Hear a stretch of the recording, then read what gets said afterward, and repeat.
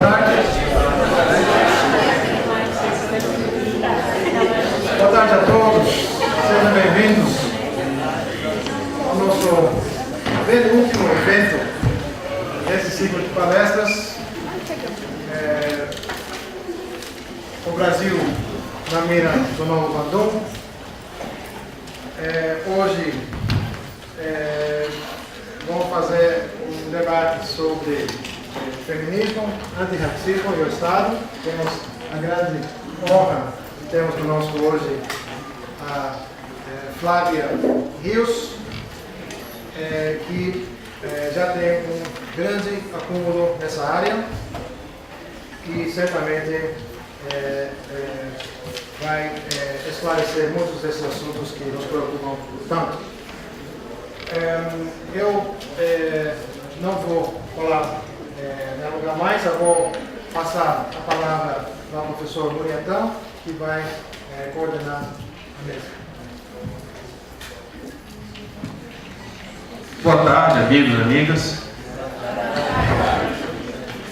Estamos hoje com um tema aqui muito pertinente, né? Foi conversado assim, de forma tangencial ao longo dos últimos debates, mas que hoje vai ser encarado de frente aqui com a competência da nossa Flávia Rios.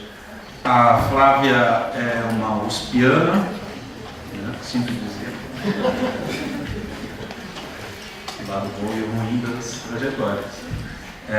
Tem a graduação, mestrado, doutorado na Sociologia. Tivemos o mesmo orientador lá também, o Antônio Sérgio Guimarães, que é importante, um pesquisador importante na área de relações raciais aqui no Brasil. E a Flávia tem fez esse doutorado com um período que a gente chama de período sanduíche. É um nome estranho, mas é assim, um período sanduíche na Princeton University. A Flávia faz parte de uma geração jovem de pesquisadores negros, que vem se consolidando na academia, felizmente, para todos nós. É uma pessoa muito competente na sua discussão específica, muito conhecida na USP, logo estará aí ocupando um lugar importante na academia ou no governo, ou vamos ver o que ela vai resolver da vida, né? E é um exemplo para a nossa geração de jovens pesquisadores negros. Algumas publicações aqui da Flávia, nós temos artigos que a gente levantou daqui, a trajetória de Teresa Santos, comunismo, raça e gênero durante o regime militar. Outro texto dela, protesto negro no Brasil contemporâneo. E outro ainda, o movimento negro nas ciências sociais. Movimento negro nas ciências sociais. E o livro também dela, sobre Valéria Gonzalez, da editora Sumos, que é um livro conhecido na área, e ela tem um vasto conhecimento da obra específica da Valéria Gonzalez, que foi uma personalidade, uma ativista importante do movimento negro nos anos 80, e que a Flávia pesquisou mais a fundo. Então, antes de passar a palavra a ela, eu queria só agradecer, claro, à Uniafro, né, que está tornando possível, de uma forma qualificada, esse debate aqui mensal. Lembrar que, aproveitando a deixa, que nós vamos ter o nosso último encontro no dia 12 de novembro. É um encontro já valendo, digamos assim, pelo mês da consciência negra. Já passamos do dia para o mês, né? Então vamos lá. O mês da consciência negra vai ser um debate sobre os desafios políticos do movimento negro. Nós vamos contar aqui com a participação do Douglas Belchior, que vocês devem conhecer de algum lugar. O Anderson, que é um outro colega lá da USP, e da Débora também, que tem uma trajetória forte em um debate nessa discussão da questão do genocídio e tal e qual.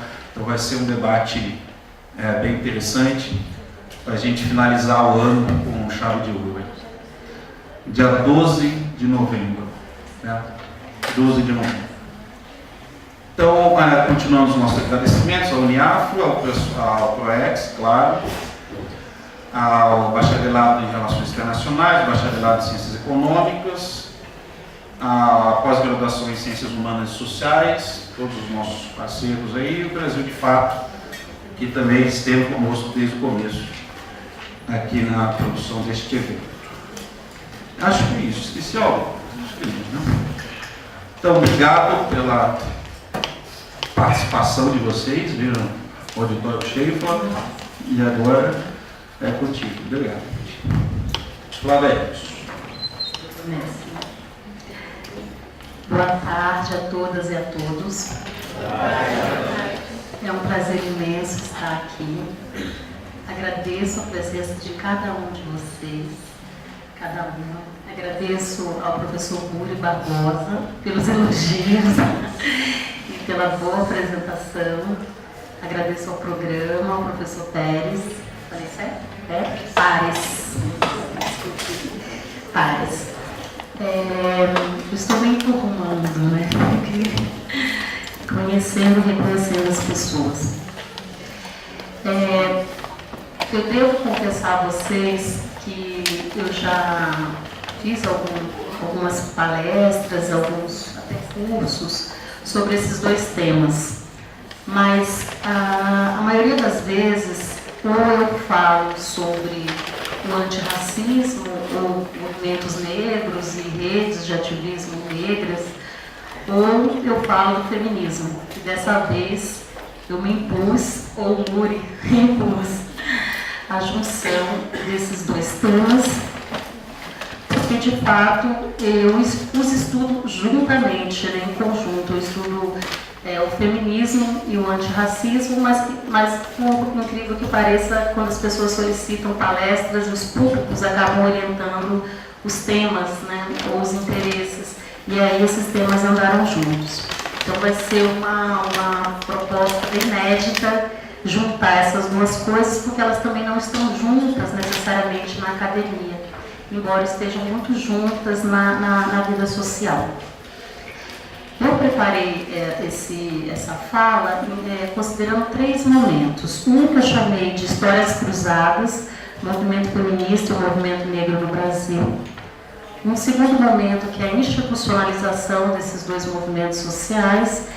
E um terceiro momento que ele pode ter uma interrogação na literatura, às vezes aparece na literatura especializada no assunto, às vezes aparece com uma interrogação, às vezes aparece com uma afirmação, que seria o feminismo e o antirracismo de Estado, né? Que é uma coisa bem diferente. Então nós vamos fazer um percurso histórico, embora seja na sociologia. Para mim a história é imprescindível para pensar e fazer sociologia, então nós vamos ter um percurso histórico para considerar esses 3 momentos do nosso processo político aqui no Brasil. Tá? Embora os movimentos sociais, eu vou considerar primeiramente um marco histórico que eu quero estabelecer aqui, que não é um marco de uma data em especial, mas é o marco de um processo político, que se encerra um processo e abre-se outro, e é nesse novo que o movimento feminista, o movimento negro e muitos outros movimentos similares emergem, que é o marco do fim da luta armada no Brasil. É daí onde eu parto. Eu poderia recuar lá para o fim do século XIX, podia falar aqui para vocês de todo o século XX, como esses movimentos foram, seus ciclos de mobilização foram ao longo... Perdão.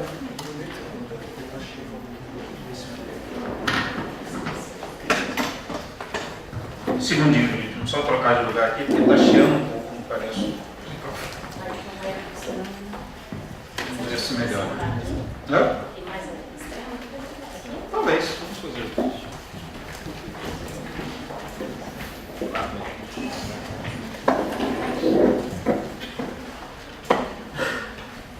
Vamos ver se vocês estavam prestando atenção, né?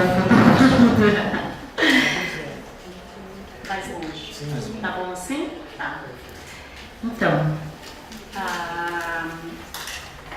ambos os movimentos têm um histórico longo. Eles não surgem no período de ditadura militar. Depois, nas questões, a gente pode retomar isso. Mas eu vou partir do pós-luta armada, que que eu penso que é o período em que os movimentos sociais que conhecemos hoje, muitos deles emergem e se articulam. Por que o período do pós-luta armada? Porque até a luta armada, sobretudo as esquerdas políticas, né, que optaram, revolucionárias, que optaram pela luta armada e revolucionária, elas, ao se apresentarem na esfera contra o Estado e contra o regime, sobretudo, colocaram um projeto político, né, um projeto de revolução, ou pelo menos de tomada do poder, que seria de fato uma revolução. Quando as esquerdas são derrotadas nesse projeto político de luta armada, um projeto fragmentado, não é exatamente não tinha um projeto, tinham vários projetos, mas a estratégia era a luta, né, as armas, a tomada revolucionária e não uma tomada democrática no sentido de eleições, enfim. Quando esse projeto é derrotado pelos generais, pela liquidação, né, dos núcleos revolucionários, a esquerda precisou se reconfigurar, se reconstruir, na minha opinião, isso que eu estou defendendo aqui, né? Não estou dizendo que a literatura é consensual nesse assunto, isso é uma tese que eu defendi, que eu estou expondo aqui para vocês. Quando essa esquerda precisou se reconfigurar, uma vez que foi destruída pelo regime militar, fisicamente, né, as pessoas morreram, foram assassinadas, foram presas, ficaram enlouquecidas, foram exiladas, enfim. Quando essas pessoas, quando os que ficaram, os que retornaram, repensaram suas estratégias frente ao regime militar, eles se ampliaram para grupos organizados diversos, dentre os quais as mobilizações que eram ali emergentes, pulsantes, né? Dentre os quais o feminismo e o antirracismo, né? que foi a formação de um novo movimento social negro, né? Que existiram outras fases, mas uma nova estratégia política, novos atores, novos agentes, que dialogavam sim com os agentes mais antigos, mais velhos, mas era uma nova geração que foi, de algum modo, cooptado, alguns diriam, mas capturado, ou influenciado, ou, enfim, vocês podem usar o termo que quiserem, se aproximaram, então, dessas esquerdas que se organizavam na tentativa de um projeto via a política institucional, portanto, quebrar o regime de um outro jeito, não pelas armas, mas pela política democrática. Então, os movimentos sociais, de algum modo, eles são organizados e reorganizados a partir desse novo projeto, né, que é o projeto da via democrática. O feminismo e o antirracismo que a gente conhece, ele nasce aí, na minha opinião, né, essa nossa versão. Os movimentos, apesar dessa articulação forte, com movimentos, com organizações clandestinas, partidárias ou não, eles sempre apregoavam a autonomia. Cada movimento, por conta da sua própria formação identitária, defendia a sua autonomia política, né, e isso é vigente até hoje.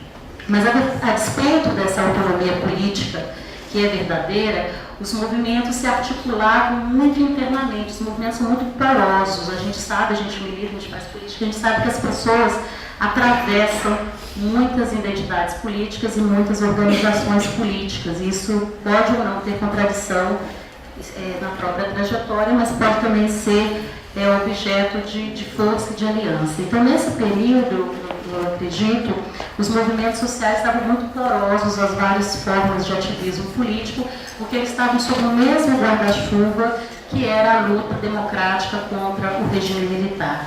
Aí surge um feminismo mais contemporâneo ao nosso, aí surge um movimento negro mais contemporâneo ao nosso.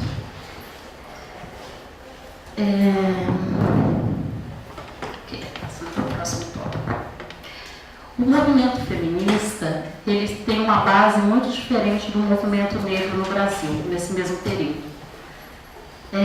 Embora tenham esses projetos de libertação, por um lado, a defesa de igualdade de gênero, na época chamada igualdade da mulher, hoje a gente tem uma nomenclatura diferenciada, pelo menos a partir dos anos 90, que a gente usa a literatura, até os movimentos sociais se chamam a partir de uma luta de gênero, uma luta por igualdade de gênero, até pelo menos 1900, finais dos anos 80, a nomenclatura, aí, eu vou aproximando, né?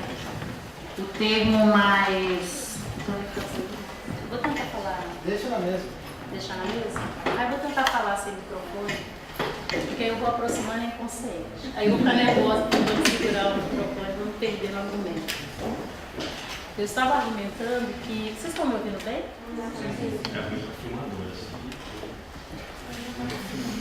É ruim para a filmadora. O que a gente faz? Deixa a filmadora de lado? Tá. Vai prejudicar a sua elegância? Na hora de filmar vai aparecer um clipe.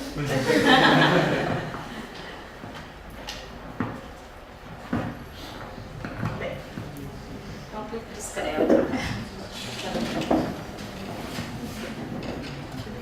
Melhorou? Vai pegar, vai capturar um pouco. Ó, tá capturando um pouco. Eu havia dito que tanto a mobilização feminista emergente no Brasil de meados da década de 70 para cá, como a mobilização negra, que veio a dar nisso que eu estou chamando de antifascismo, elas têm bases sociais muito diferentes. Embora tenham esse ideário, né, de luta contra o regime, as mulheres feministas que fundaram, né, esse novo feminismo aqui no Brasil são mulheres muito diferentes dos homens e mulheres que fundaram o movimento negro, né? Basicamente porque a classe social de ambos é bem distinta, né? Então, enquanto o feminismo ele tem uma base nas classes médias, profissionais, liberais, acadêmicas, jovens universitárias, de famílias de classe média, ou às vezes, eventualmente, até de famílias de elite, né, como a Rosemarie Muraro, que é uma ativista que eu entrevistei na época do meu doutorado, era uma mulher de elite, uma família abastada. E o movimento negro, ao contrário, vem de classes muito populares. Mesmo que você encontre agentes e ativistas oriundos de uma classe média, a classe média é uma classe média relativamente frágil, recém-chegada na classe média e com muitas dificuldades de estabilizar.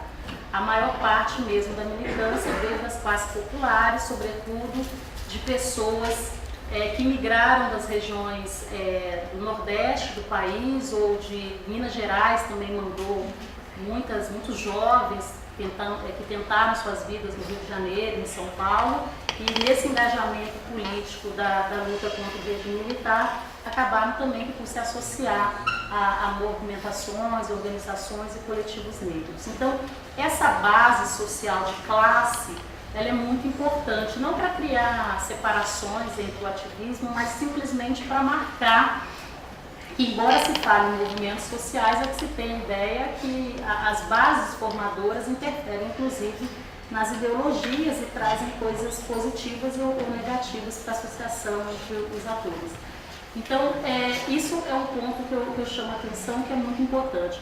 Mas o encontro, como essas duas classes tão diferentes e com ativismos diferentes, se encontram na sociedade, numa luta democrática ampla, né? Eles se encontram em vários espaços, dentre eles na universidade, né? A maior parte dos recrutamentos nesse período dos 70, 75 em diante, é um recrutamento universitário, né, das esquerdas clandestinas ou de grupos que vão se organizando e defendendo uma nova sociedade ali.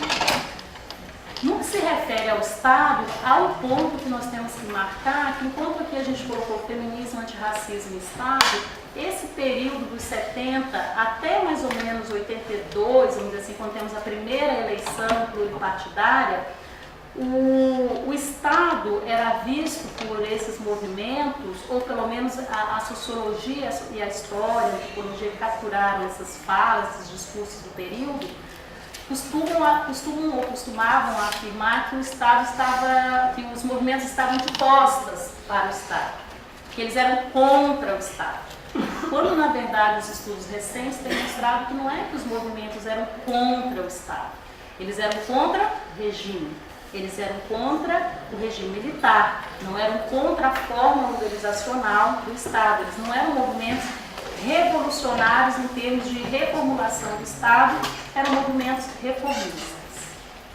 Tanto o feminismo quanto o antirracismo no Brasil, embora possam ter aqui ou acolá algum elemento revolucionário de algum agente ou de algum momento fundador, o dominante, a veia dominante dos dois movimentos, que faz uma aproximação entre eles, também é digamos assim, uma veia reformista, né? São movimentos que buscam a reforma social, e se há um elemento revolucionário que eu acho que há, são as revoluções promovidas no campo da mentalidade, né? A revolução cultural, a revolução das ideias. Então, eles são revolucionários porque o feminismo, por exemplo, estava repensando a família, repensando a posição da mulher, denunciando na época que elas chamavam, muito sob influência do marxismo. O nosso primeiro feminismo acadêmico no Brasil é um feminismo muito influenciado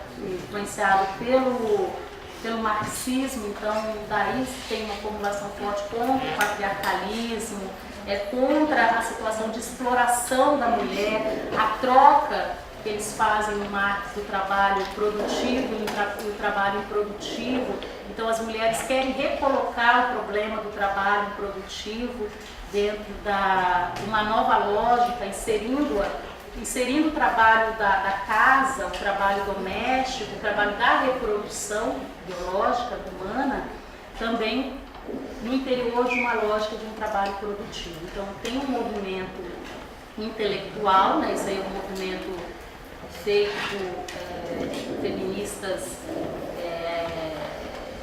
estão recepcionando as teorias feministas francesas e americanas, basicamente, e influenciadas aqui pela academia latino-americana e brasileira, influenciadas pelo marxismo forte na literatura. Elas formulam, então, uma proposta feminista denunciando, compreendendo, primeiramente, né, a lógica de dominação masculina, para usar um outro referencial, mas é essa luta e essa proposta no interior que as feministas conseguem antes do movimento antirracista, que aí é uma coisa importante também, que é a inserção acadêmica, né, e a influência no mundo da academia.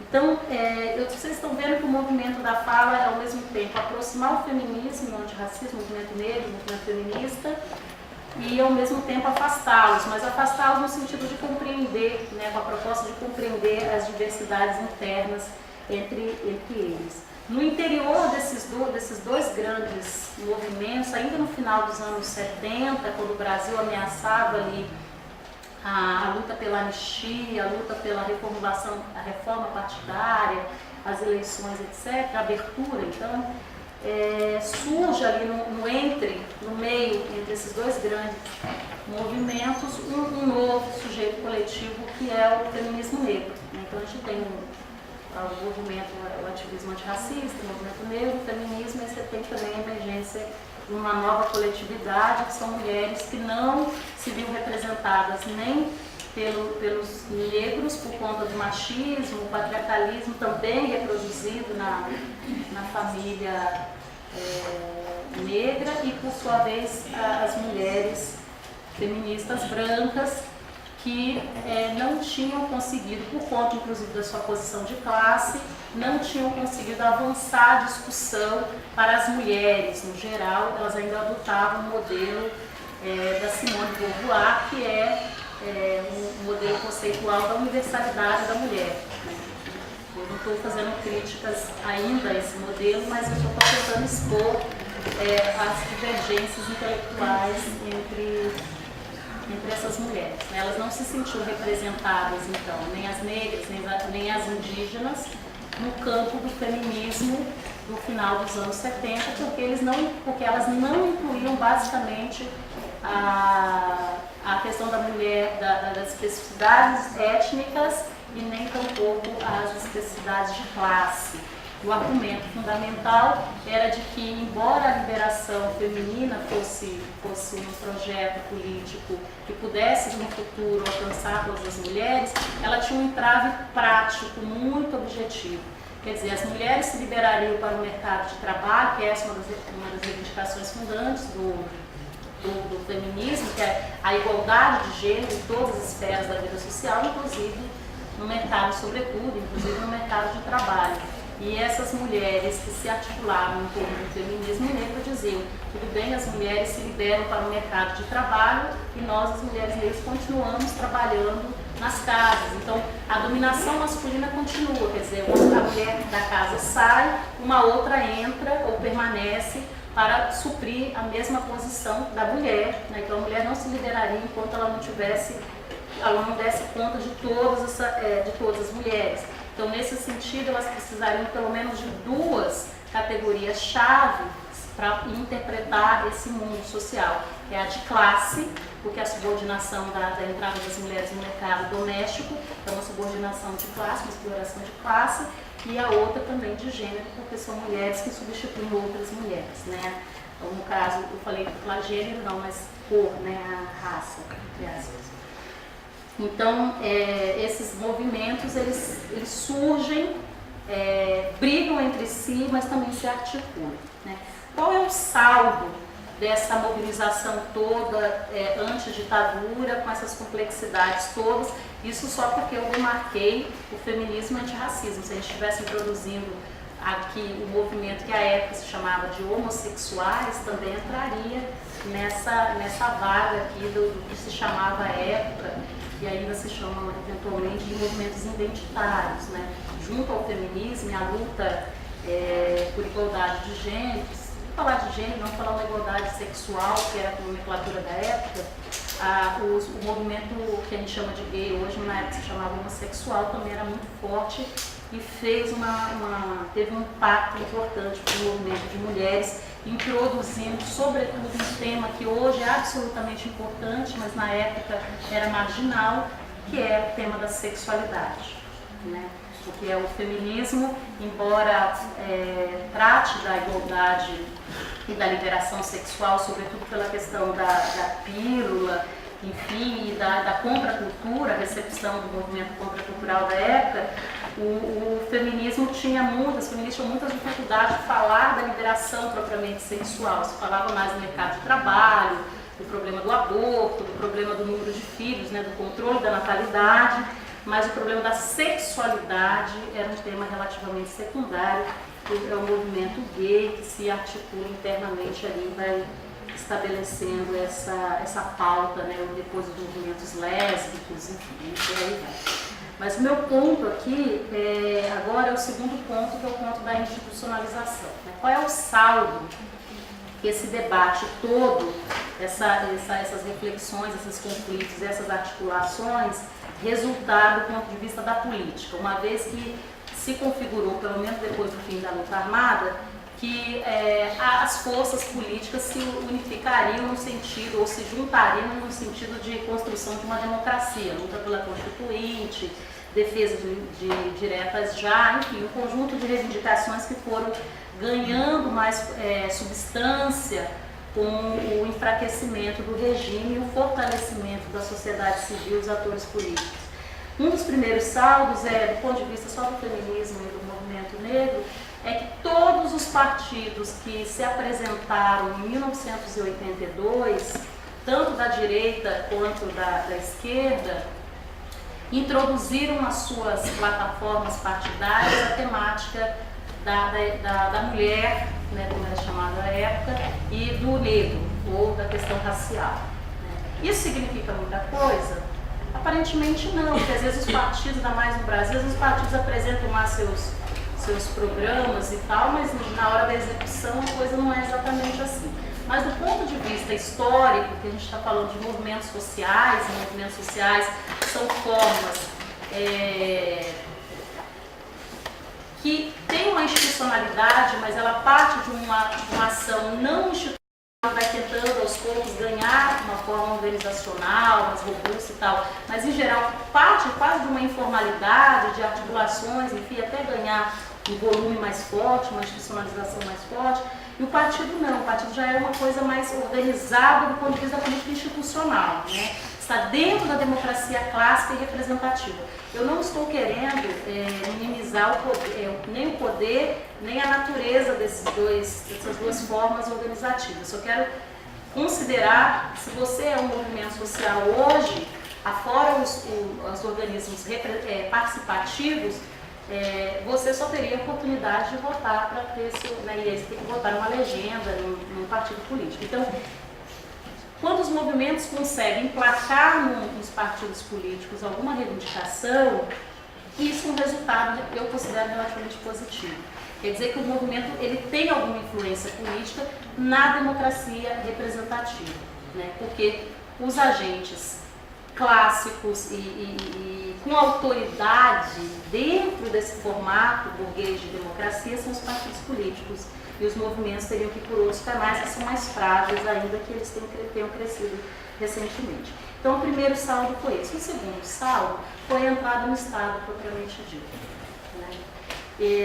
No caso, São Paulo foi pioneiro, né? O São Paulo, em relação ao Brasil, construiu formas e mecanismos de participação para movimentos sociais, em particular para o feminismo e para o movimento negro. Quer dizer, não é que São Paulo criou, quer dizer que os movimentos daqui tiveram força o suficiente para pressionar o governo de oposição na época, que era o PMDB, que era super rachado, cheio de...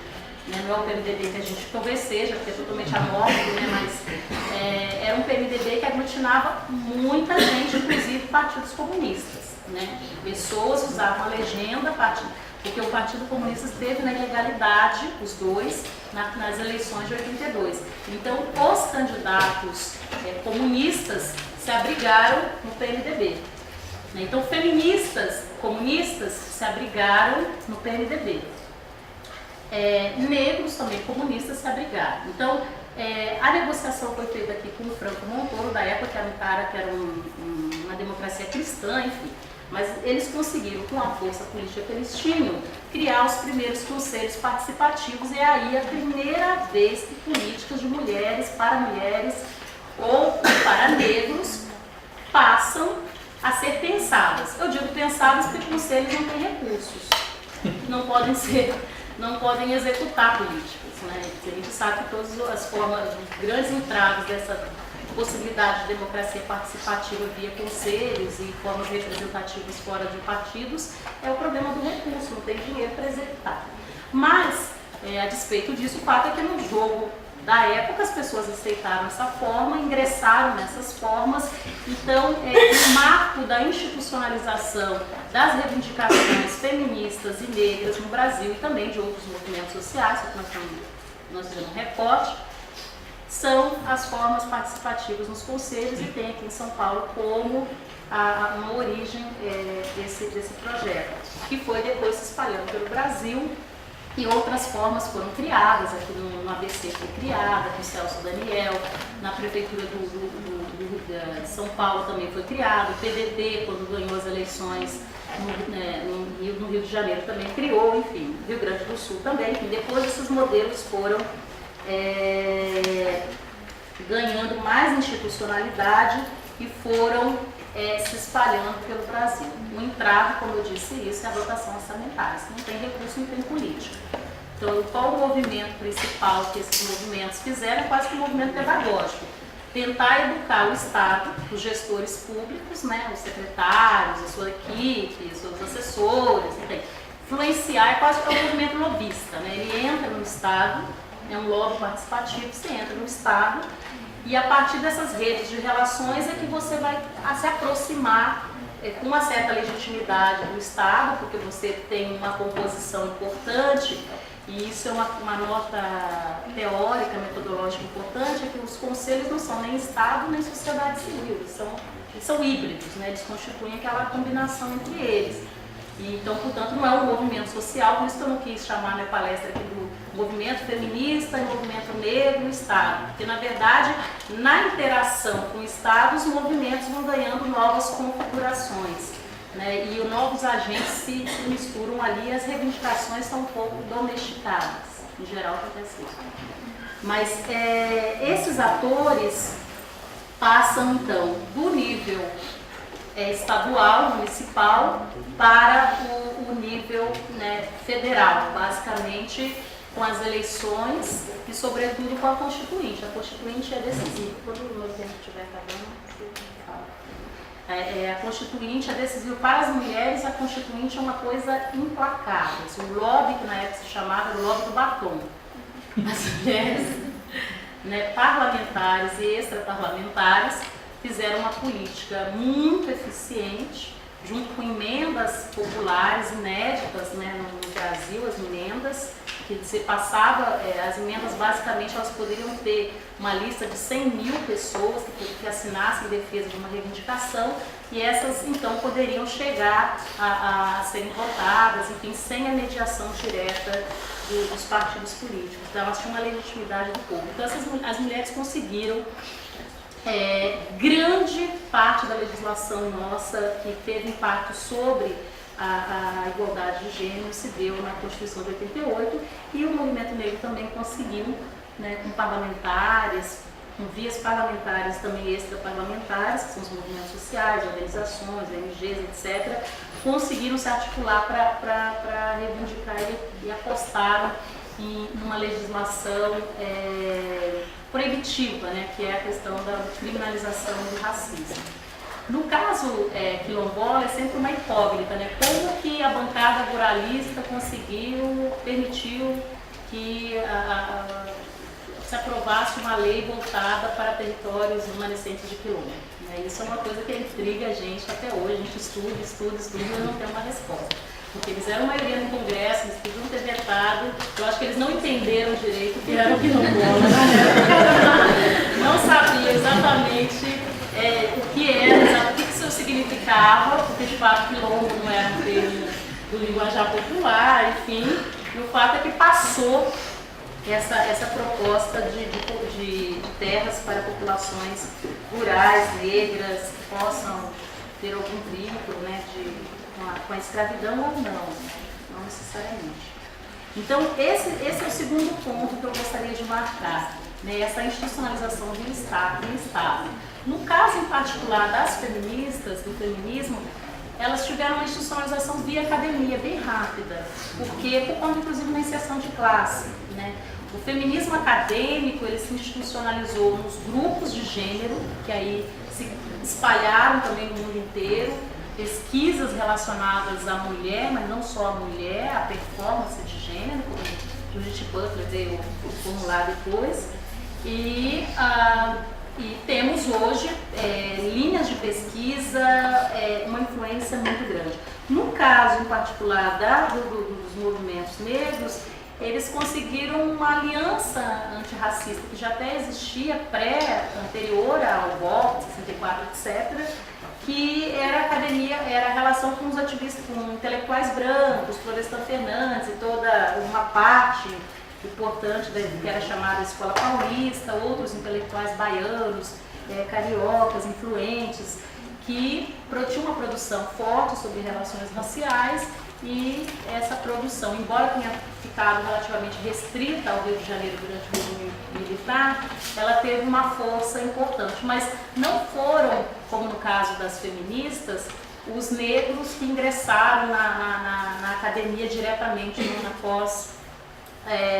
pós-ditadura militar. As mulheres não, elas tiveram uma inserção mais rápida e conseguiram se institucionalizar.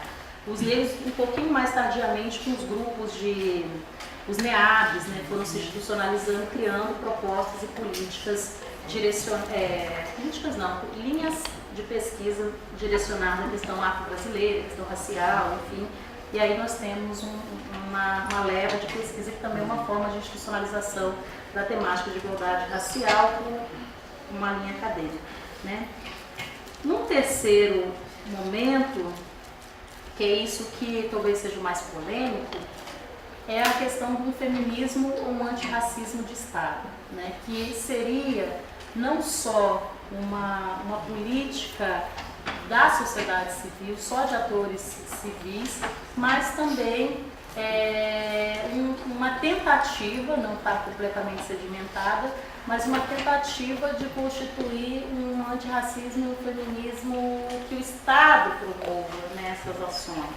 Na literatura feminista, eles já chamam das mulheres tecnocratas, são as mulheres que atuam para a igualdade de gênero. E elas atuam no executivo, atuam no legislativo, elas podem ser mulheres eleitas pela democracia, né, representativa, aí, pelas eleições, ou também podem ser nomeadas, indicadas, enfim, para cargos, e ali teria a possibilidade de influenciar, né, também do ponto de vista, uma lógica de lobby, mas também uma lógica de espaços que eu estou chamando de híbridos aí, né? Então, de algum modo, hoje, se alguém vai estudar, se alguém tem interesse em pesquisar sobre diferenças, desigualdades, igualdade de gênero, de raça, diferente dos anos 70, dos anos 80, um dos espaços fortes para o estudo é o próprio Estado.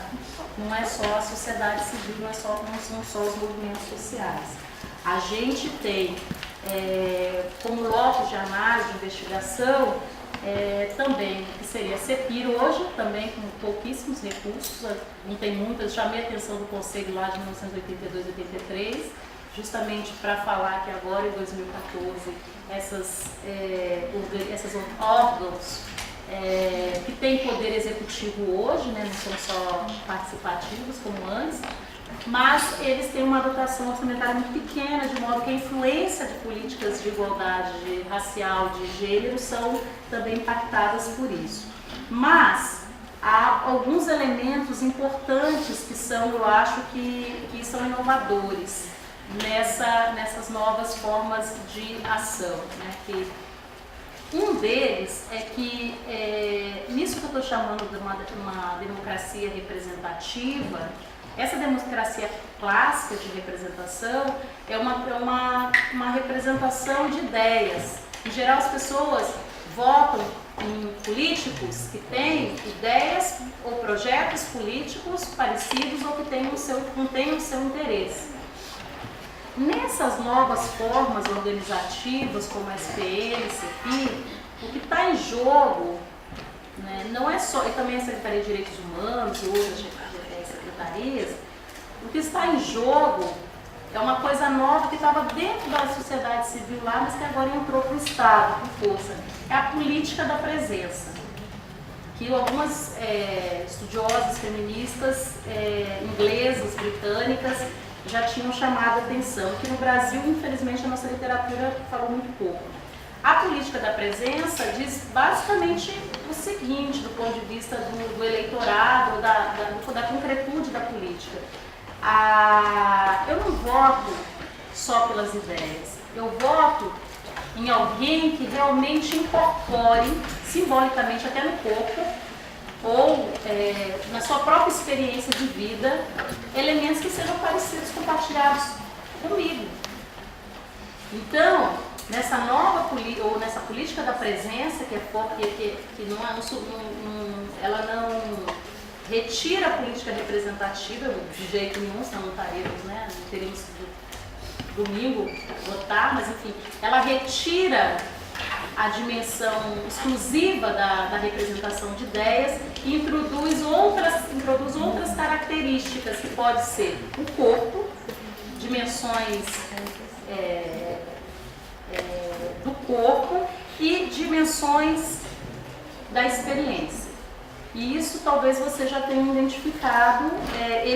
No caso da mulher, ela consegue ter mais chances para apresentar isso de forma mais consistente. Eu acho que nas eleições últimas da Dilma, se vocês for prestarem atenção, pelo menos eu imagino que deveria ter ali uma assessoria, uma equipe de transformar a Dilma, de tornar a Dilma uma mulher, no sentido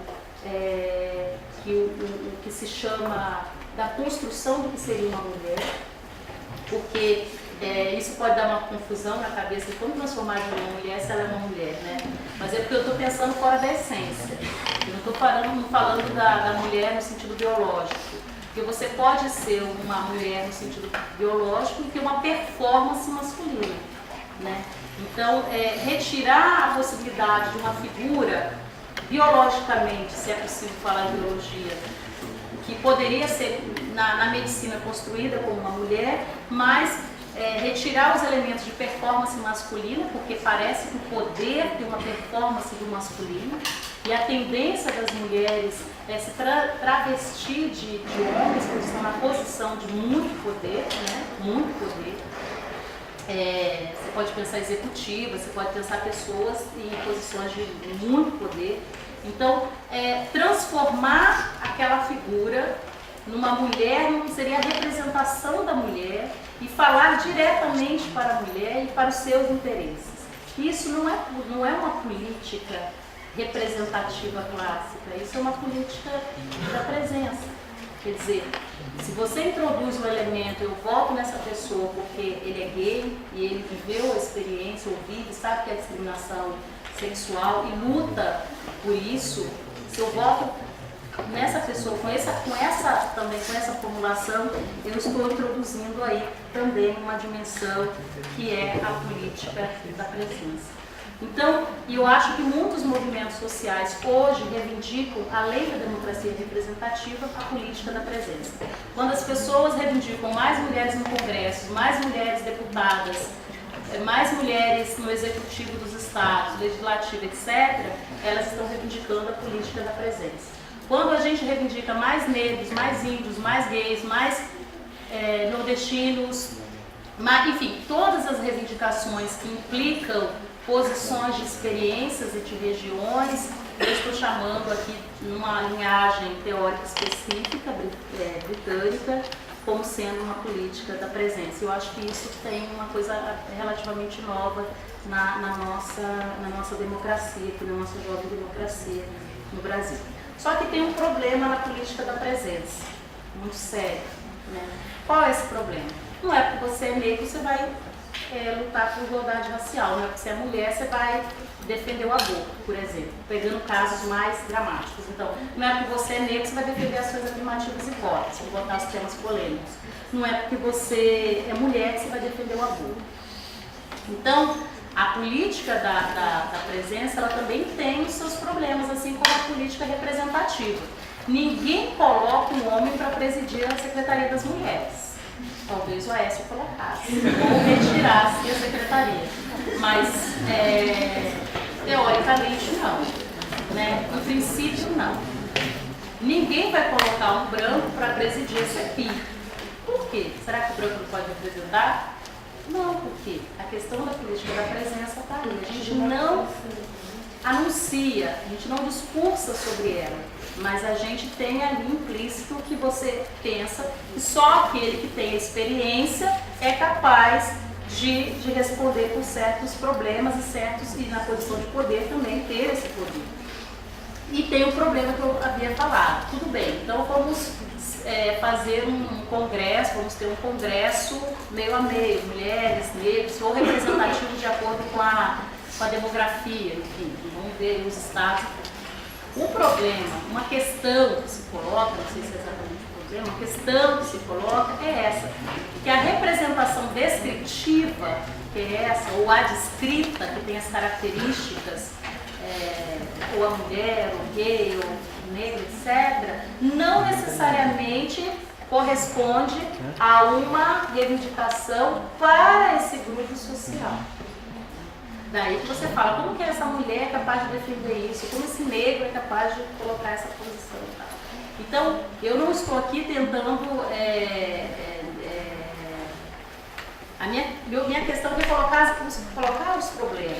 Né? Os problemas dessas duas formas de representação que vivemos nas nossas democracias hoje. Isso não é uma coisa exclusiva do Brasil, isso acontece nas democracias ocidentais, né, europeias, americanas, nos Estados Unidos, enfim, acontece na América Latina, também a gente vive isso. Por quê? Porque aqueles movimentos lá dos quais eu falava, lá no início, meados dos anos 70, que eu tinha marcado como sendo os movimentos que funcionaram isso que vivemos hoje, esses movimentos colocaram um tema.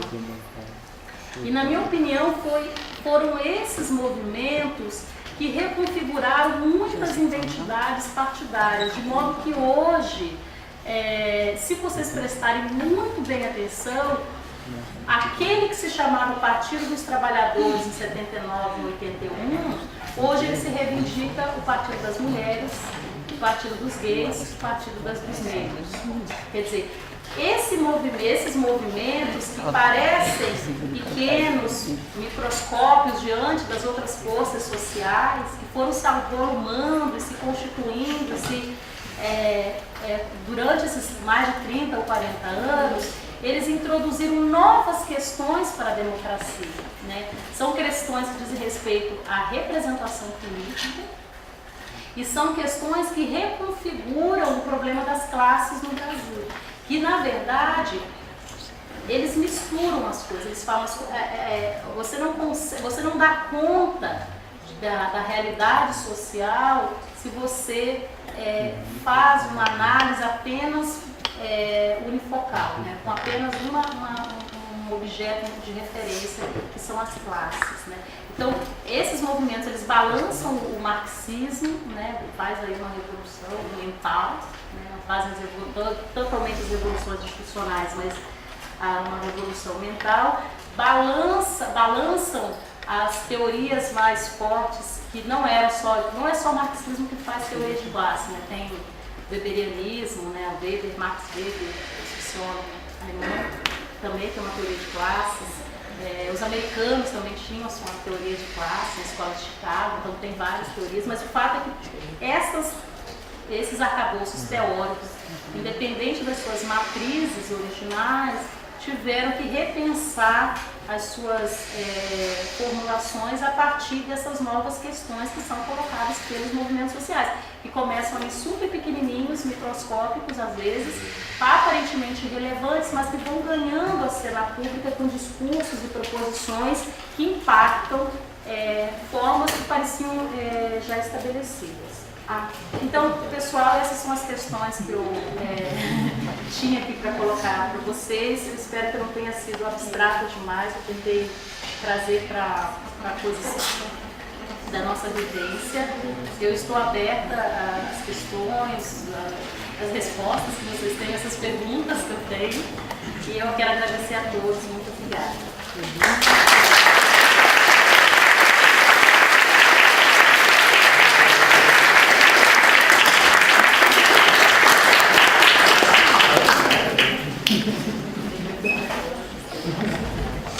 É isso.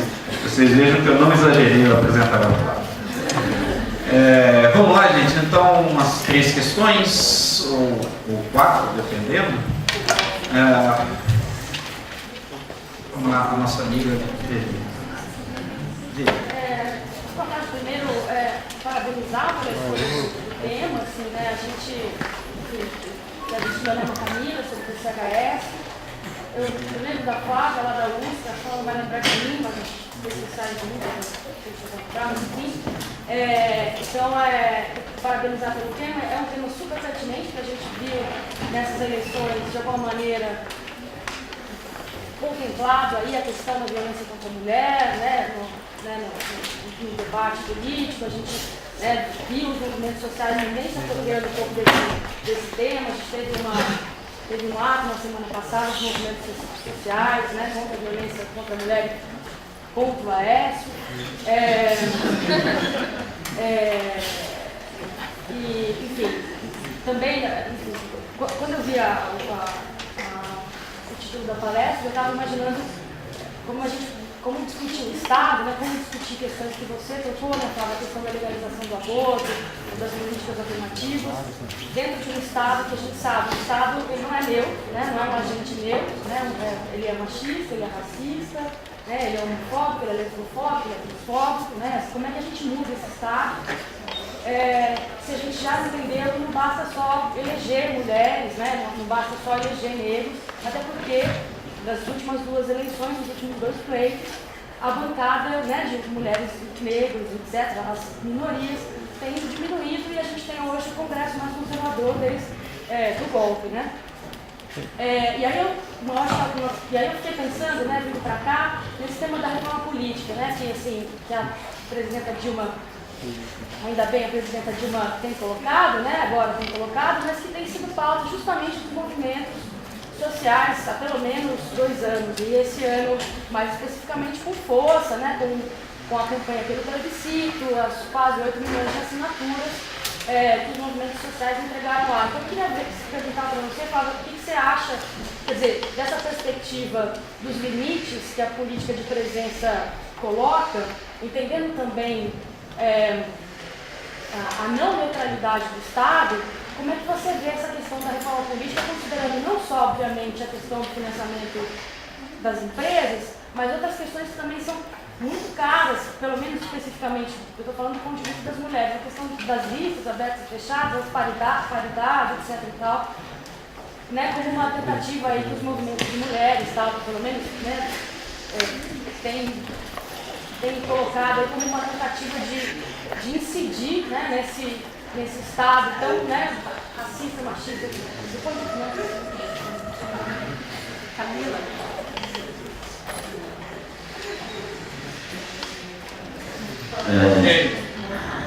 Então, eu sou o ministro da UNEAP e na sociedade, né, que a gente vive, né, doutrinada a ser preconceituosa, racista e machista, aí você, né, vê na pirâmide social.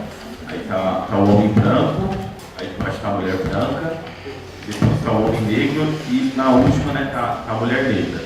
Aí tem um trecho, né, da música da Isalu, né, que é Mulheres Negras, e diz que enquanto mulheres convencionais lutam contra o machismo, mulheres negras duelam contra o preconceito, machismo e racismo. Aí, bom, nos dias de hoje, qual que é o primeiro passo, né, para uma mulher negra se reconstruir, né, a se assumir, a ser feminista, a ser negra, entendeu? E também, né, tem um caso que aconteceu nesse domingo lá perto da minha quebrada, que teve um moleque que morreu facada, entendeu? Porque ele foi acusado de ser talarico, né? Então eu queria saber essa questão, né, de tipo, do homem, quando ele está no relacionamento, vê a mulher como propriedade, né? É isso.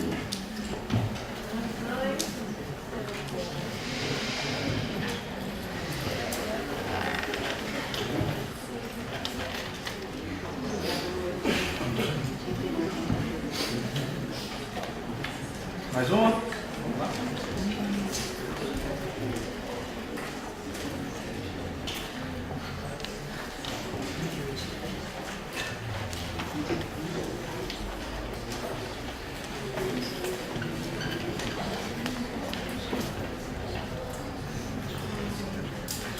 Boa tarde, meu nome é Daniel, sou da UNEAP.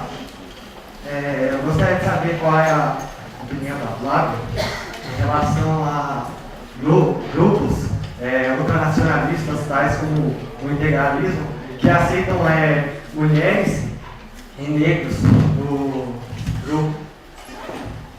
Só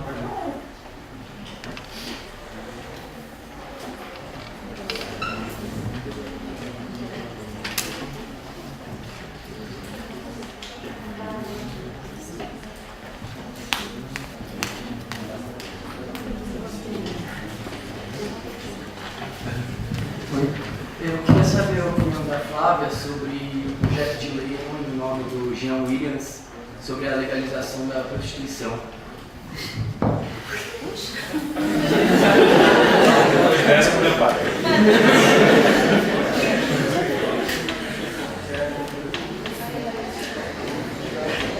Foi boa. Mude mais um pouco, né?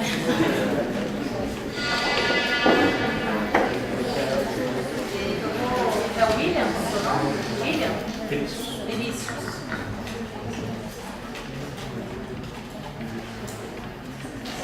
Eu acho que vou começar pelo mais difícil. Todas são perguntas muito difíceis. Vinícius é esse, né? Pedro. Todas são perguntas muito difíceis.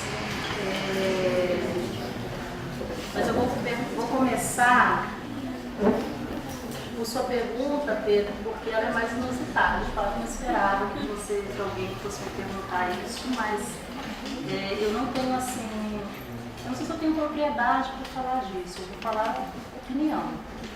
Né? Eu nunca estudei propriamente sobre esse viés, mas eu estudei coisas que tangenciam isso e vou tentar elaborar aqui a queima-roupa, uma resposta, né?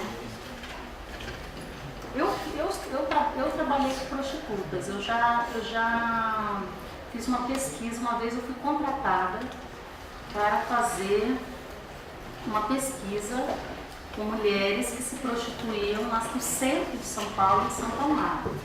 Eu fiz um estudo comparado entre a experiência das mulheres do centro com as mulheres de Santo Amaro.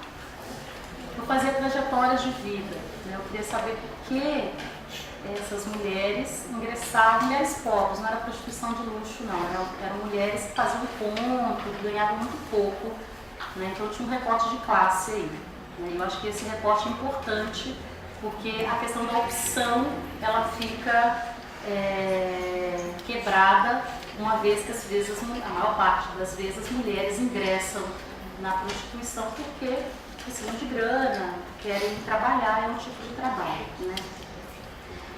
Na voz dessas mulheres, então pensando numa política que é a que eu acredito que é uma política que parte dos atores, das pessoas que serão objeto ou sujeitos dessa política, partindo desse olhar, na voz dessas mulheres, a prostituição é um trabalho, como qualquer outro. Portanto, que poderia ser legalizado do ponto de vista de uma atuação profissional e uma seguridade social, porque afinal isso também é um trabalho de risco. Você vai se relacionar com alguém, essa pessoa pode fazer muitas coisas, está ali fechado. Né, fechada, homens e mulheres, enfim, eu trabalhei com mulheres, não trabalhei também com prostituição masculina. Embora na etnografia eu observei bastante travestis, pessoas que se prostituíam nessas regiões. Mas tem esse ponto de vista material, social, da seguridade, do reconhecimento do trabalho, portanto, esse termo reconhecimento é importante, que é o reconhecimento do sujeito, porque uma vez que o trabalho de prostituição não é reconhecido, essas pessoas são ilegais, estão fora da legalidade, e elas também não têm seu trabalho reconhecido socialmente. Então tem esse problema. Só que tem um outro problema, que é o problema moral. Né? Quer dizer, a sociedade ainda vê com muitos preconceitos. Então muitas dessas mulheres que eram mães de família, nunca tinham contato com seus filhos que eram prostitutas. E elas se escondiam. Então muitas mulheres que trabalhavam no centro, elas moravam, por exemplo, no ABC, moravam em outras regiões muito diferentes. E elas não podiam, se o filho passasse por uma casa, na Praça da Sé ou na Luz, ela fingia, ela tinha estratégias de fuga, né, de escape da situação.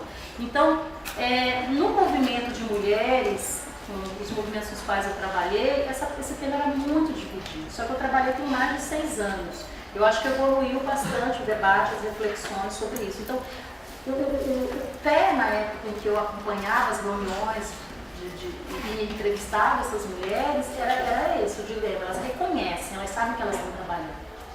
Né? Essas mulheres sabem, elas reconhecem como um trabalho. Mas veem como entrave o dilema moral, de ter que assumir para sua família, para seus parentes, para sua vizinhança, que é uma prostituta. E isso tem impacto sobre o modo como as crianças serão vistas, seus filhos, seus parentes, seus pais, etc. Então, o dilema,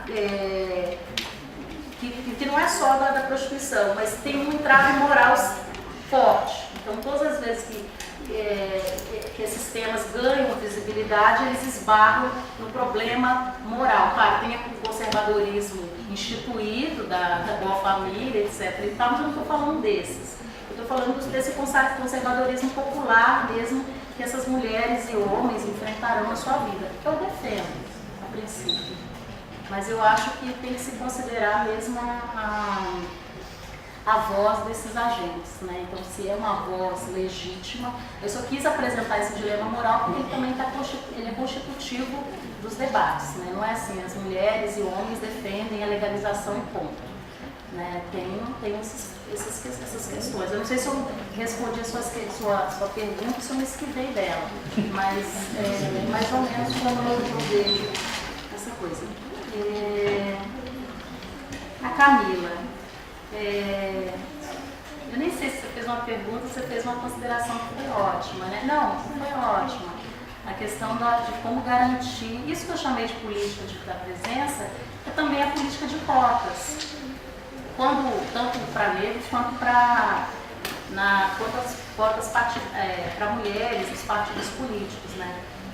Quer dizer, uma vez que você está nessa democracia e uma vez que você precisa aprovar leis que beneficiem as mulheres, pelo menos as mulheres que têm ideais feministas ou não, primeiro você garante a democracia, a equidade de gênero. Então, inevitavelmente, a política da presença se estabelece, por incrível que pareça, antes da política da representação clássica, então, das ideias. Então, primeiro você garante a equidade de gênero, mulheres possam ser bem representadas nos partidos políticos e terem oportunidades. Aí esbarra no problema da reforma política, das eleições, como elas são feitas e tal, que elas possam ter recursos para que as suas candidaturas realmente saiam, que elas não sejam uma invisibilidade, que é o que acontece, o partido vai lá e coloca o nome das mulheres, mas elas ficam na lista lá no final, nunca vão ser chamadas, né? Então tem um problema da lista também, tem algumas feministas que já postam na alternância. Então um homem, uma mulher, porque aí você já resolve o problema da lista que joga as mulheres para o final. O outro problema dos recursos para a campanha. Então, quer dizer, os partidos precisam levar a sério o problema de gênero, né, e da representação feminina. Então, num ponto inicial, você tem um problema, você tem a questão da política da presença, que é garantir a presença de mulheres, independentemente delas defenderem políticas que beneficiam ou que estão ali lá na ponta de lança do debate feminista. É possível que você chame muitas senhoras que se veem como donas de casa e tal, que vão para a política, tarará. Mas essa política da presença prevê isso, que você chame todo tipo de mulher, independente da sua filiação partidária ideológica, né?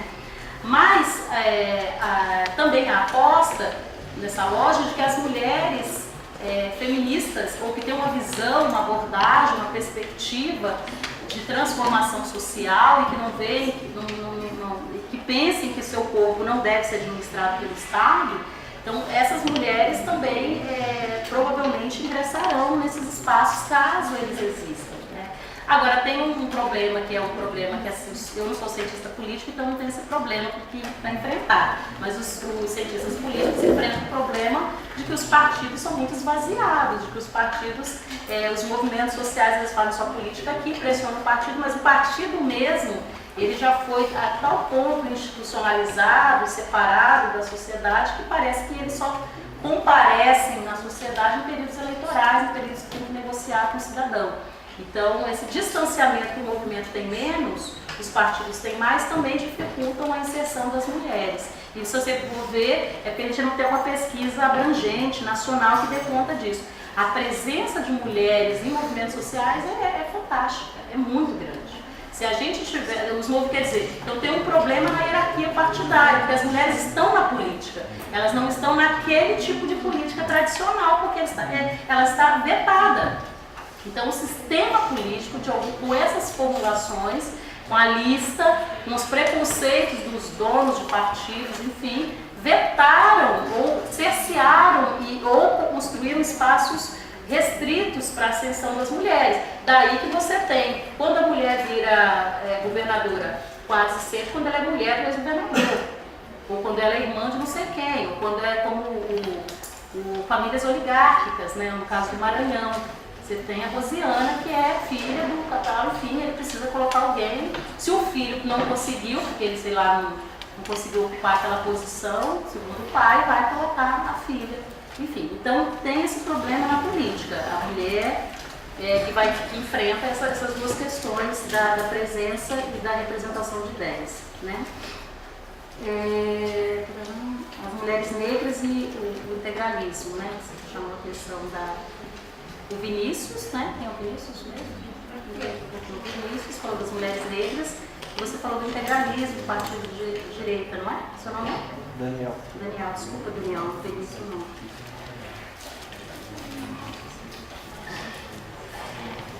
Vou começar pelas mulheres negras, porque eu tenho mais familiaridade.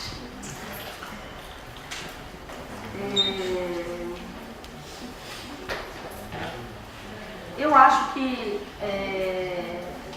as mulheres negras tiveram um papel importante na reformulação do feminismo no Brasil, mas também em vários outros países latino-americanos e na América do Norte também, porque elas introduziram com força o tema da classe e também o tema racial, etnia e raça.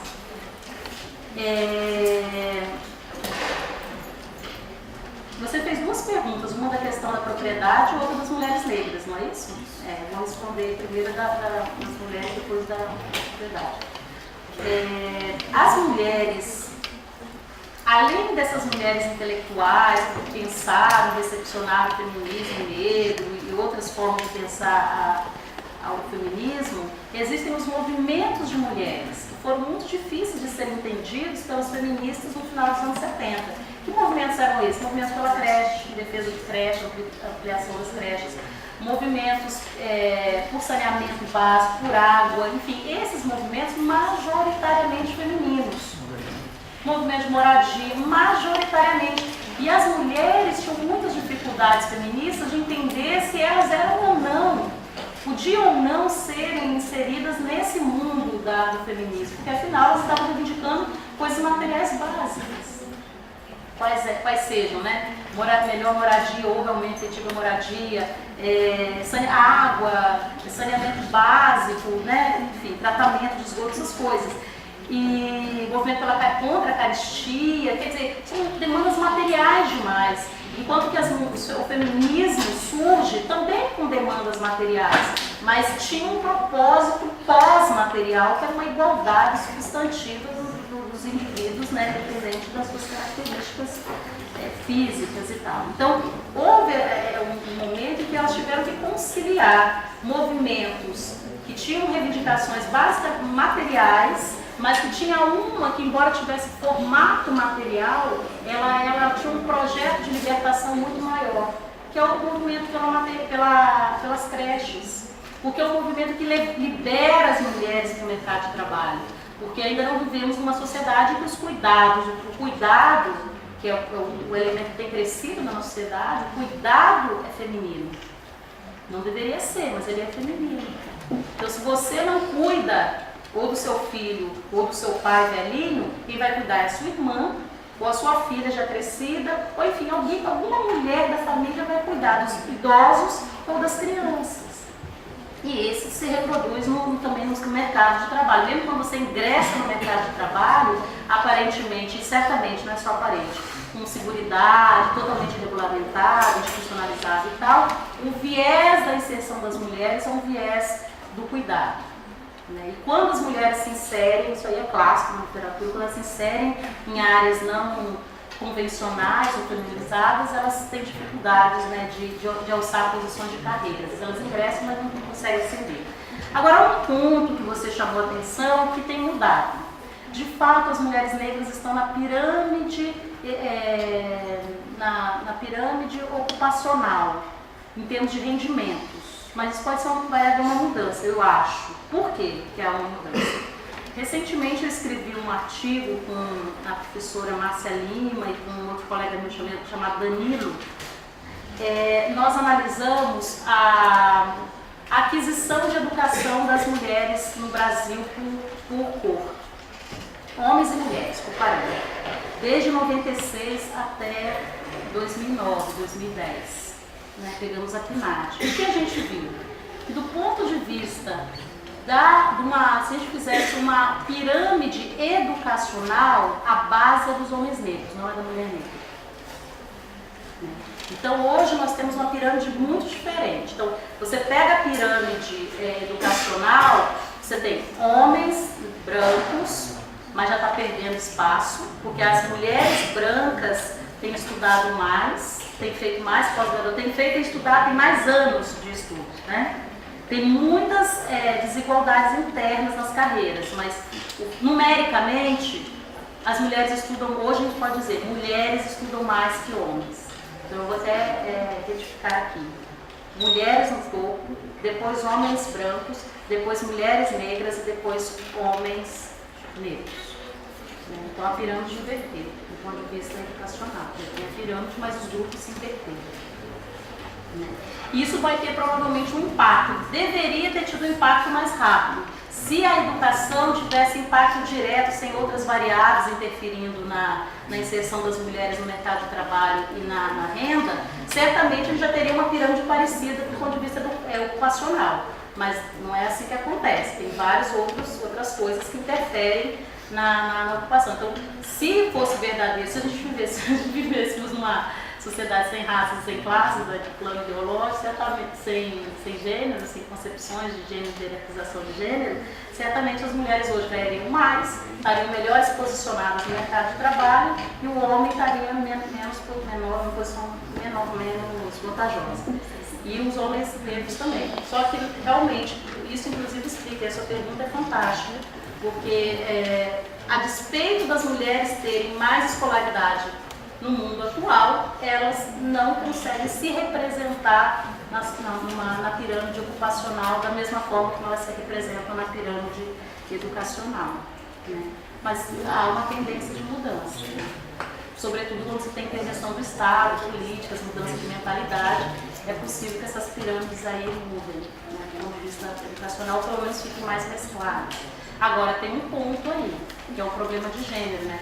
Porque a gente pensa que gênero é só a mulher. Daí que essa mudança que eu não chamei atenção, teórica, importante, que é quando se sai da política do sexo para pensar as disparidades por sexo, introduz a categoria gênero, você chama o homem para conversa. Porque não é só a dominação masculina, ela tem um impacto sobre os homens também, né? E o modo como os homens são concebidos e construídos, e como é construída a masculinidade nas sociedades contemporâneas. Inclusive leva a isso que você está pensando. Tem um lado negativo da mulher como propriedade, né? Quer dizer, ela sofre porque ela está nessas disputas simbólicas e a mulher é um objeto, então ela é quem está e é quem tem mais força que leva, e quem se perdeu o outro morre, o outro... isso aí é uma da outra consequência de gênero. Por que o cara tem que matar o outro? Ou porque o cara tem que morrer pela mulher? Né? Também tem esse ponto, a gente tem que olhar pelos dois lados, não só porque o cara perdeu a vida. A mulher ela é constituída também como objeto, isso é abominável, e podemos fazer discursos e políticas educacionais para quebrar isso. Quer dizer, a mulher é um sujeito assim como o homem. Mas ao dominar a mulher, simbolicamente, ao pretender dominar, tem um custo, que pode ser a própria vida. Então as consequências perversas do machismo, elas não são só, elas são perversas demais para as mulheres, e as políticas de gênero, eu estou assim, sou fechada com essas políticas, delegacias, Lei Maria da Penha, enfim, tudo isso, mas eu só estou querendo apontar para os impactos diversos de uma sociedade que se pensa em termos de hierarquias de gênero, né? Você quer falar, né? Deixa eu só terminar a última da Daniel. A do Daniel é uma pergunta difícil, Daniel. Espero que você venha estudar isso no futuro, que eu acho que daria uma pesquisa linda.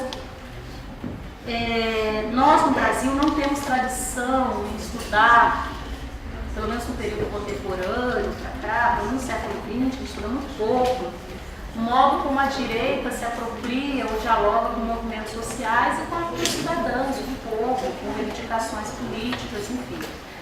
Na minha tese de doutorado, eu tenho uma parte que eu trabalho um pouco como o malufismo atuou nas comunidades negras paulistas, né?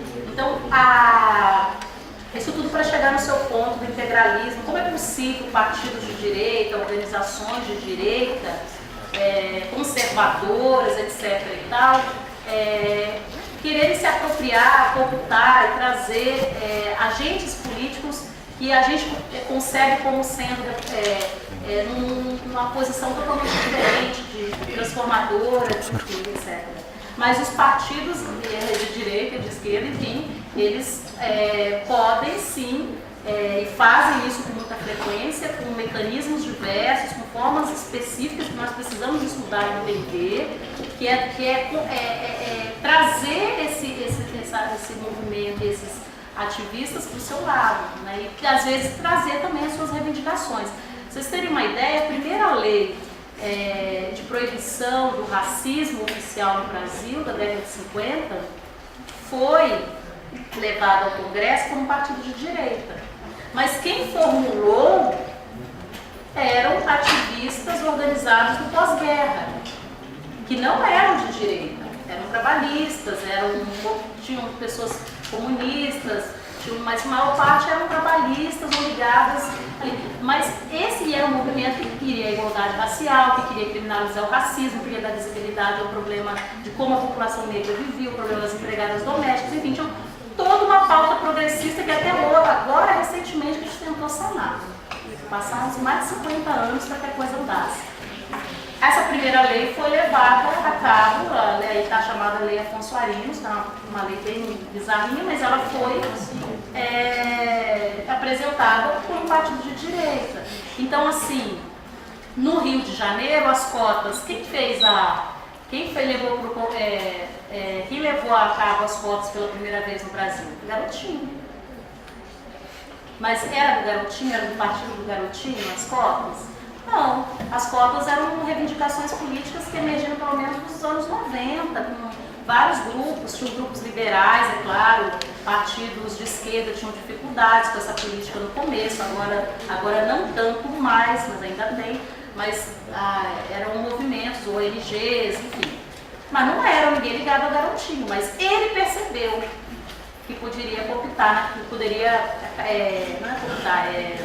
se aproveitar daquela oportunidade política e fez virar um negócio.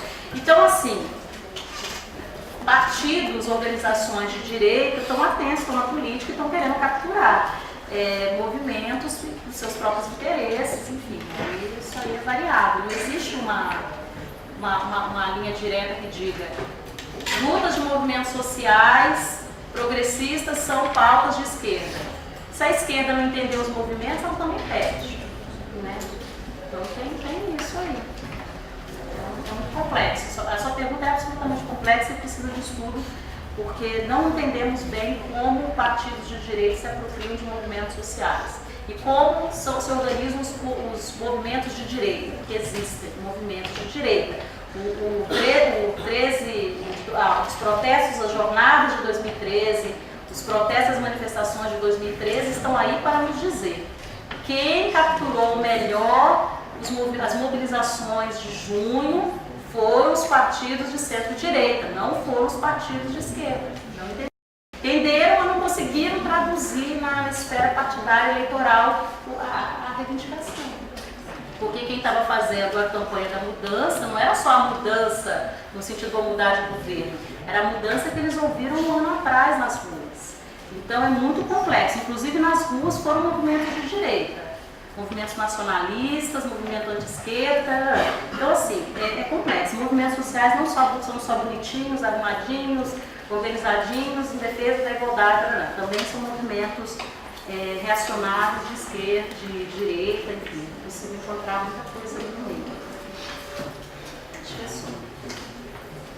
Eu só queria fazer uma pontuação que as mulheres elas sofrem muito mais com isso.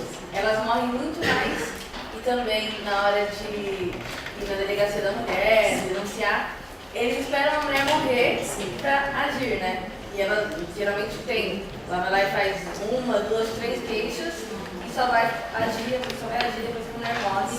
Aí não tem essa solução. Tem.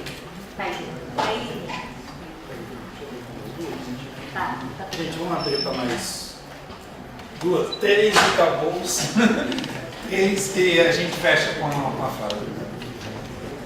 Diga. Boa tarde, Paulo. Só no da graduação do FBC. Você tocou um pouco do malufismo. Eu lembro que nas eleições de 89, ele declarou abertamente a seguinte frase. Poxa, mas se o cidadão ele estupra e mata, o que faz com ele? Pô, estuprar pode até estuprar, é vontade sexual dele, mas só não mata. Ele trouxe a seguinte frase. E, como a colega ali comentou, a Delegacia da Mulher, ela foi, de uma certa forma, um marco para no avanço das leis de defesa da mulher. Mas ela foi um marco do lado bom ou do lado ruim? Porque o que você vê normalmente na mídia, várias vertentes na mídia, seja ela de esquerda ou de direita, é que a mulher ela sofre preconceito, porque a denúncia ou não é levada para frente ou ela não, os casos não são apurados, os crimes se agravam depois, ou ela de certa forma, o aparelhamento do Estado acentua mais o preconceito contra a mulher. Queria saber sua posição sobre a criação da Delegacia da Mulher.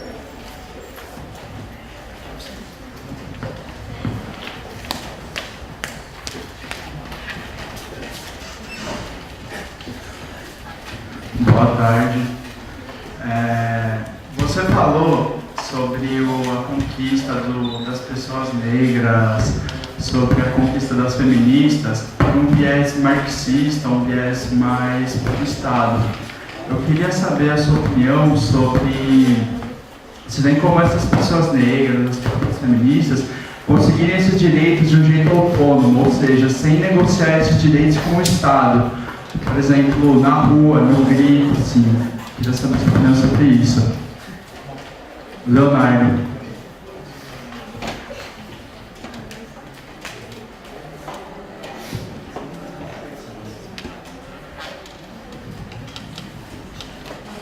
Meu nome é Raquel, eu faço economia aqui na UFBC.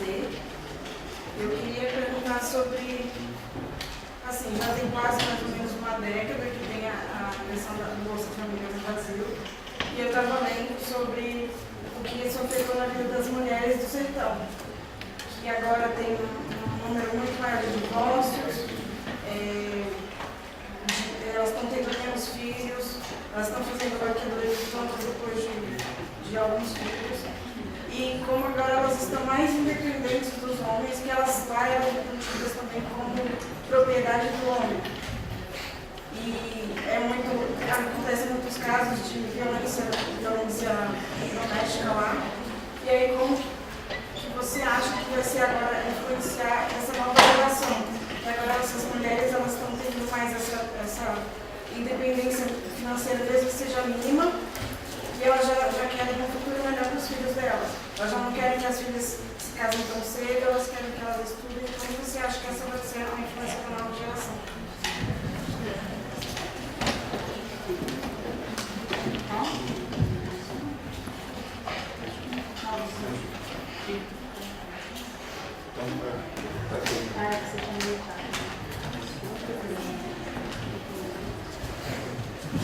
Meu nome é Emerson e eu queria perguntar para você sobre o machismo, mas na visão masculina, porque tem a questão do feminismo, mas sobre os homens sobre os movimentos que estão agora aí e querem desconstruir essa questão do machismo, do homem macho, do onipotente, que tem que sair de casa para trabalhar e não pode ser ele. Tem que ficar em casa cuidando das crianças, ou mesmo da visão machista também, que é o homem trai, a mulher não pode trair. A gente vê muito isso nos ciclos de amizade, quando tem só homem. E eu queria saber sua opinião sobre isso, se vai de encontro, de um lado vem o feminismo e se pode vir de encontro essa desconstrução do machismo pela população homem, né? Pelo homem que quer também essa desconstrução do gênero, que não seja só a mulher ou o homem em determinada escala social, cada um com o seu papel na sociedade, essa igualdade, né? Obrigado. Eu devo agradecer a todas as questões que são ótimas, muito inteligentes, muito interessadas no tema e possibilidade de transformação, né, que todos nós temos. Eu vou tentar aqui organizar a minha fala. Talvez eu atravesse algumas perguntas assim, que elas elas podem ser complementares na resposta, talvez não nas perguntas, mas nas respostas. É muito difícil falar, formular o prejuízo, o impacto das relações de gênero, tais que existem hoje na nossa sociedade, pensando na figura do homem. Ainda mais se isso sai da boca de uma mulher. Isso é quase uma heresia, né? Quando você vai falar de igualdade de gênero, é a igualdade da mulher. A gente luta para que as mulheres sejam respeitadas, que elas não sejam propriedade, que elas não sejam objeto das mulheres, as mulheres, as mulheres. Eu sou mulher, eu sei e eu defendo isso também. Tanto é verdade que é difícil falar de política de gênero inclusiva para os homens também, da relação, como a gente formula teoricamente, na prática ela é muito difícil de ser implementada, porque, se vocês têm uma ideia, o que é a SPM? Uma secretaria para as mulheres. Não é uma secretaria para as relações de gênero, é uma secretaria voltada para as mulheres. Né? Isso tem alguma coisa errada? A princípio, sim e não.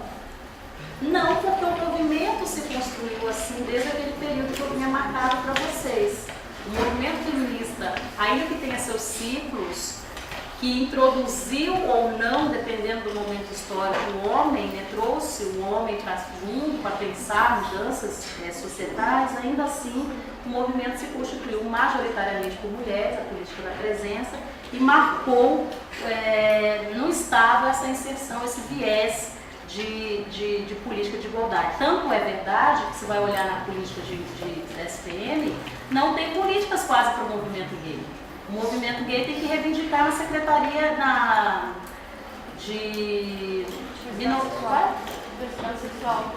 Não, mas não é. Fugiu agora. Foram criadas juntas, a igualdade racial e a outra são do Ministério da Justiça. É a que faz a coisa da Comissão da Verdade, a mesma. Direitos humanos. De direitos humanos, obrigada. Isso, fugiu, palavra importante, direitos humanos. Mas o movimento gay, o lobby do movimento gay é ali, né, direitos humanos. Por quê? O modo como a secretaria foi constituída, o modo como os movimentos se articularam na sociedade. Eles se articulam também para o bem e para o mal, se aproximam, se distanciam, e na política da igualdade, talvez da igualdade para a mulher, talvez no futuro a gente tenha um gay assumindo posição, né? Uma pessoa que se assuma, enfim, mas está difícil. Por que está difícil? Porque foi constituído historicamente assim, então não é uma coisa dada, é uma coisa construída. Quando eu pensei que é a minha reflexão, meu ponto de partida é o processo histórico mesmo, né? Para entender como as coisas se configuram hoje, é preciso olhar mesmo para a trajetória desses movimentos, dessas ativistas e dessas reivindicações. De modo que o sofrimento das mulheres, né, nas relações desiguais de gênero, tendo a mulher como propriedade, como objeto, que você pode dispor, que você pode interferir nesse corpo, e isso vai desde o Estado até a família, né, tem um nível do Estado e da família, você está coberta de razão. Quer dizer, todos os mecanismos institucionais que nós construímos até o presente momento, eles têm problemas de várias ordens, e um deles que se tem lutado muito, e essas feministas e esses antirracistas que estão no Estado e o movimento social pressionando, o que eles querem é uma transformação mental dos gestores públicos. Então o delegado ele tem que ser formado, a delegada tem que ser formada, o agente, as pessoas na hora de atender as mulheres, elas precisam ser formadas para receber a mulher. Porque não adianta, eu conheço pessoas do judiciário que têm posições ali, que interagem com as mulheres, é a pessoa que tem o poder de mandato de prisão para o homem. Elas riem das mulheres. Porque eu chego na casa da mulher e a mulher já começa escondendo o homem. Primeiro ela denuncia, vai lá na delegacia, fala que o homem a estuprou, fez qualquer coisa, Aí chego eu, a pessoa, né, eu não estou com a memória aqui. chega na casa, com base nesse boletim de ocorrência, nesse processo, a mulher esconde o homem. Aí ela fala, tá vendo? Pra que tem a lei de Maria da Penha? O homem está lá, ela escondeu o homem, só para dar trabalho. Porque eu tenho que ir lá, voltar e não tem resultado algum. Porque a mulher mesmo não tem uma mudança mental. E também a gente não tem mudança mental. Por quê? Porque ela não sabe nem lidar com a mulher. Ela sabe que o homem está escondido, que possivelmente a mulher a escondeu, mas ela não quer nem saber quais são as razões que levaram essa mulher a esconder esse homem. De toda ordem, sem preconceito. Podem ser razões que a gente pode chamar aqui, vocês podem rir de mim, de amor, de sei lá o que, paixão, enfim, ou solidariedade, sei lá o que, fraternidade, sei lá, ou medo, ou você entende? Então, é o tratamento. A gente tem um problema sério que os movimentos sociais fazem bem no Brasil hoje, que é um papel pedagógico, que a gente vê bastante, esses cursos de formação que a gente vê para professor, que é mais evidente para professor, tem curso de formação para a Lei 10.639, etc. e tal. Esses mesmos cursos existem para outros gestores públicos de outras áreas, não tão eficientes quanto a gente gostaria que fossem.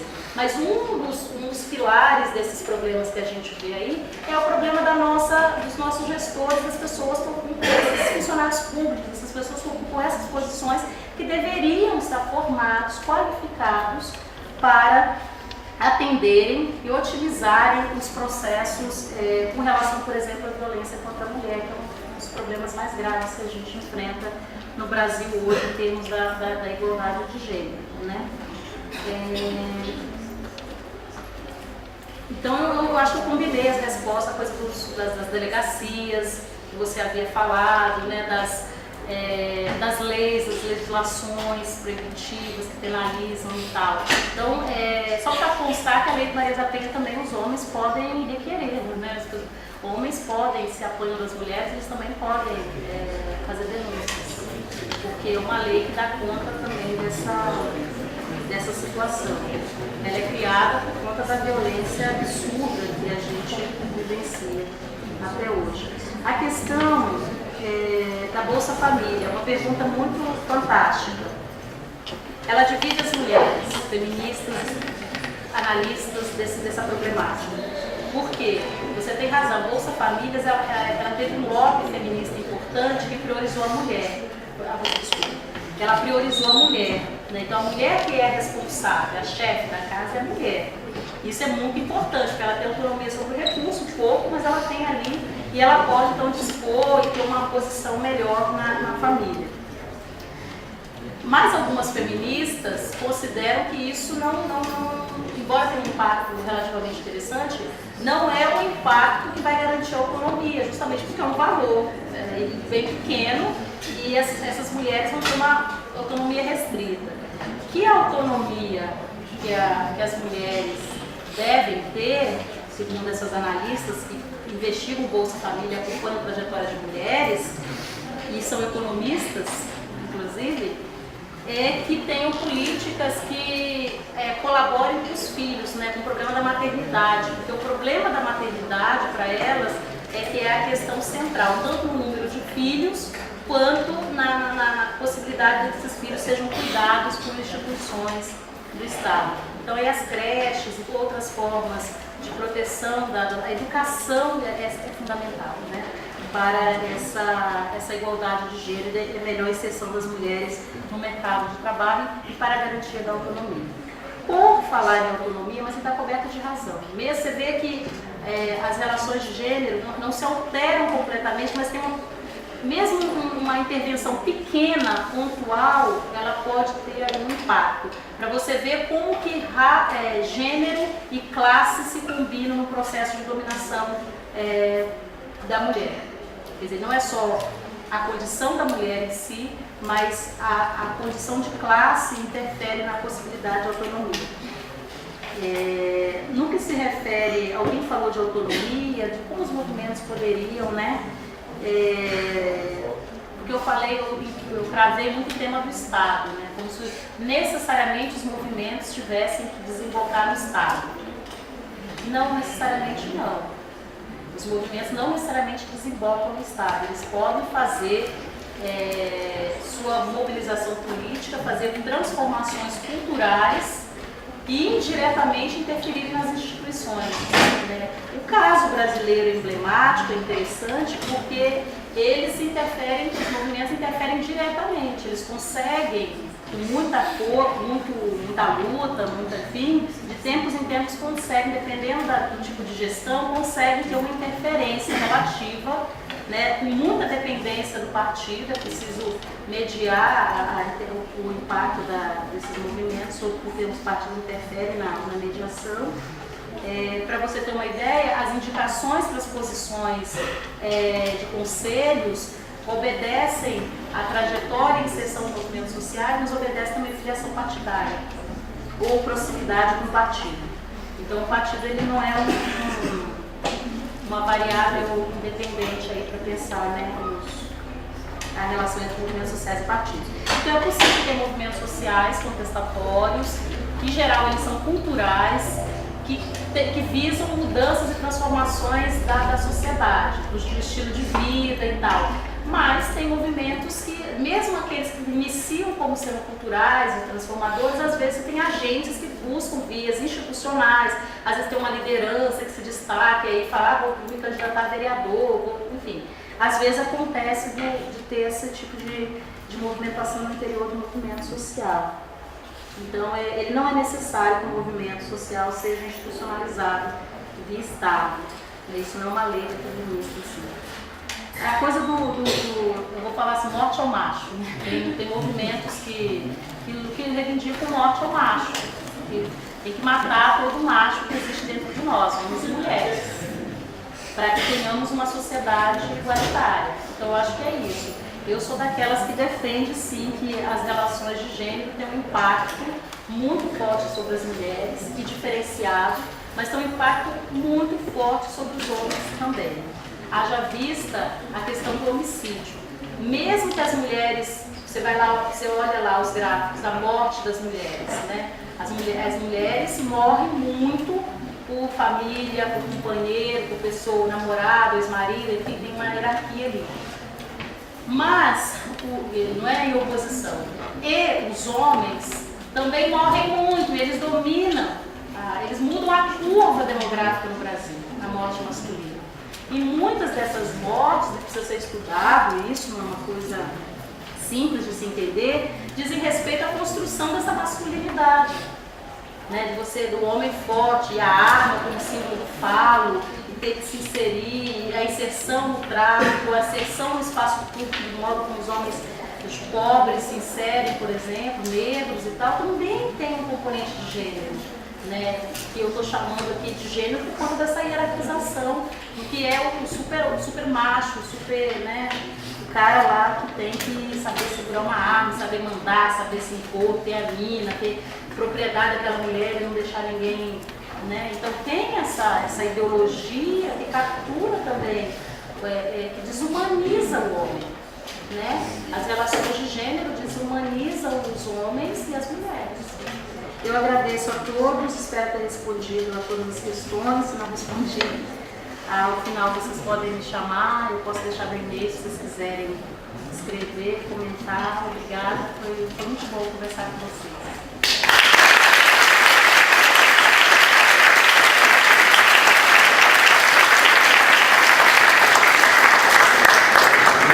Gente, obrigado por você, Flávia, foi perfeito, maravilhoso.